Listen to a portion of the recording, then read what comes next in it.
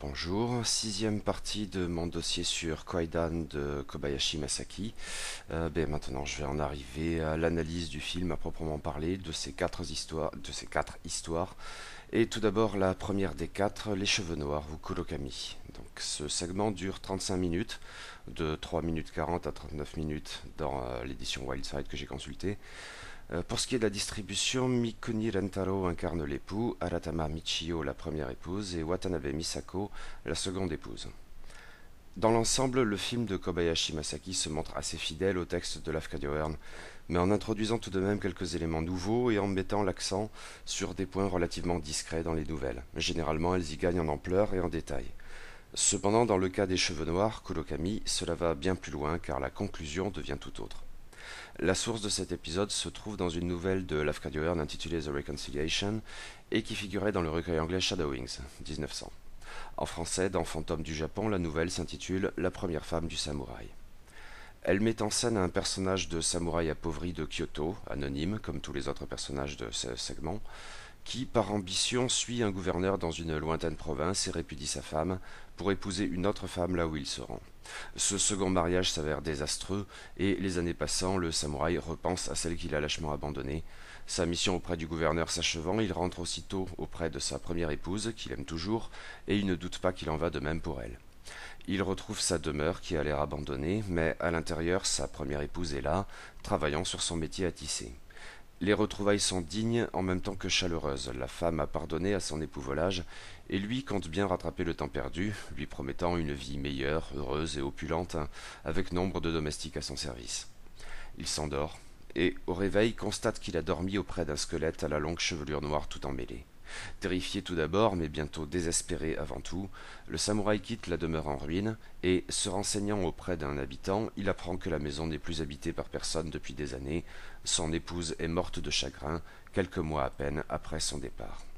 C'est une histoire très classique de femme trompée, wronged woman, où la trahison de l'époux, qui peut rappeler le personnage de Yemon dans Yotsuya Kaidan, débouche sur une fin plus mélancolique qu'horrifique. En fait, à cet égard, la nouvelle de Lafcadio Hearn donne un peu l'impression d'une version très simplifiée jusqu'à l'épure d'un des contes de pluie et de lune, Ugetsu Monogatari, d'Ueda Akinari, La maison dans les roseaux, Asaji Gayado, qui avait fourni son armature au film de Mizoguchi Kanji, Les contes de la lune vague après la pluie, Ugetsu Monogatari.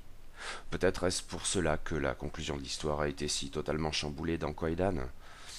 Dans le film, la maison donne d'emblée l'impression d'être abandonnée. Les cloisons et le plancher sont en piteux état, la végétation envahit l'espace. Mais ce sera bien pire à la fin de l'épisode.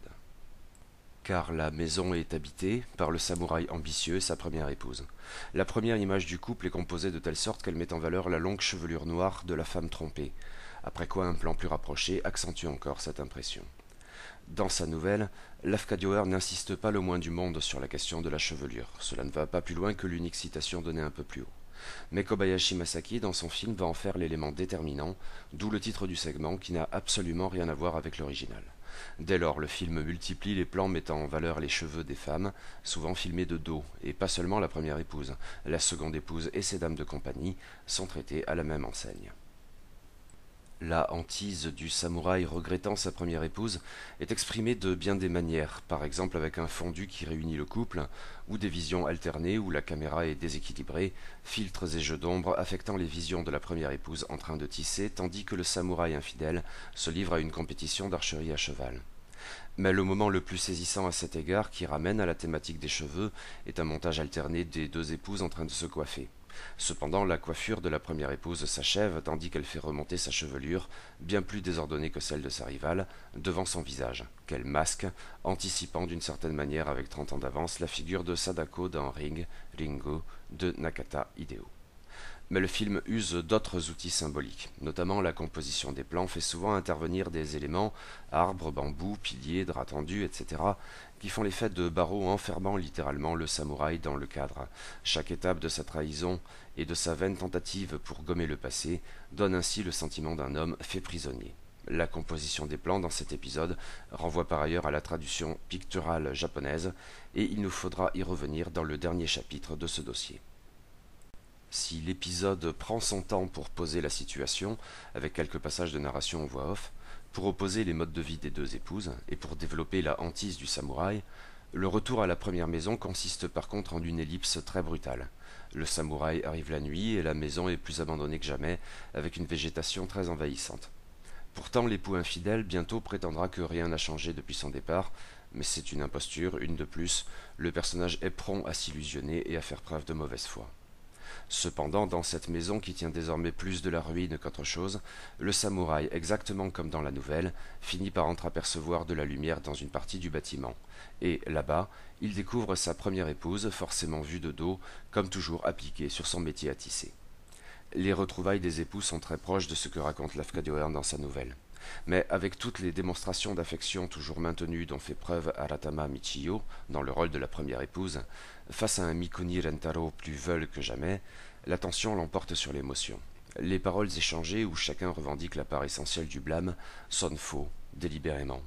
Pour le personnage du samouraï, cela n'a certes rien d'étonnant au regard de ce que l'on sait de lui, mais dès ce moment on devine quelque chose de sous-jacent dans les paroles de la première épouse, qui n'est pas seulement une pathétique victime comme dans la nouvelle. Se dessine très insidieusement l'hypothèse d'une créature bien moins faible, bien plus volontaire, une femme trompée certes, mais qui en dernier ressort ne restera pas effacée, mais compte se venger, la rancune ayant changé le fantôme mélancolique en une figure démoniaque et meurtrière.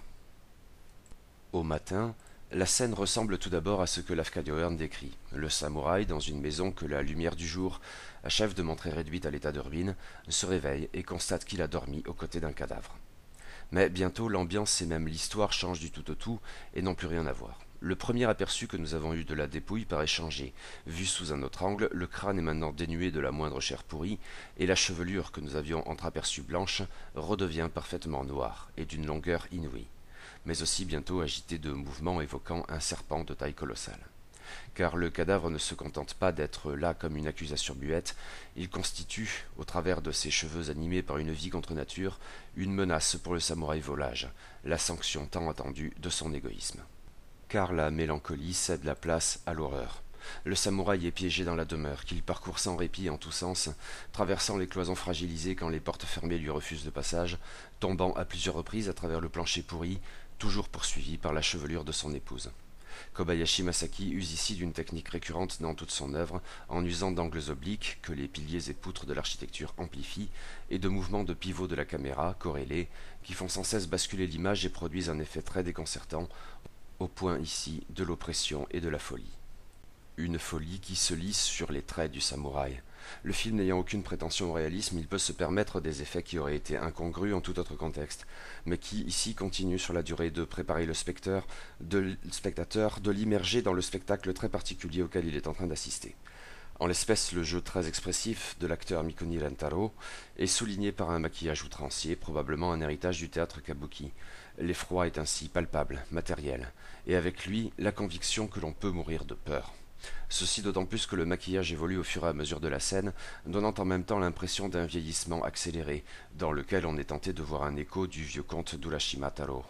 À un moment, le supplice du samouraï est accentué par la prise de conscience de ce en quoi il est en train de se transformer quand il voit son reflet dans l'eau, peut-être un moyen d'annoncer, déjà, à l'autre bout du film, le dernier récit, dans un bol de thé, Chawa no Naka, dont le point de départ est justement un reflet incongru, cette fois dans du thé. L'épisode enfin s'achève sur un arrêt sur image, quand la chevelure maudite s'enroule autour du cou du samouraï, dans la cour de la maison abandonnée, effet qui accentue le grotesque de la scène. Un dernier point resterait à traiter, l'usage crucial de la musique et ou du design sonore, d'autant plus que c'est probablement dans cet épisode que Takemitsu Toru se livre le plus à de très déconcertantes, mais surtout très pertinentes expérimentations. Mais nous préférons envisager l'ensemble du travail du compositeur en bloc dans le chapitre suivant.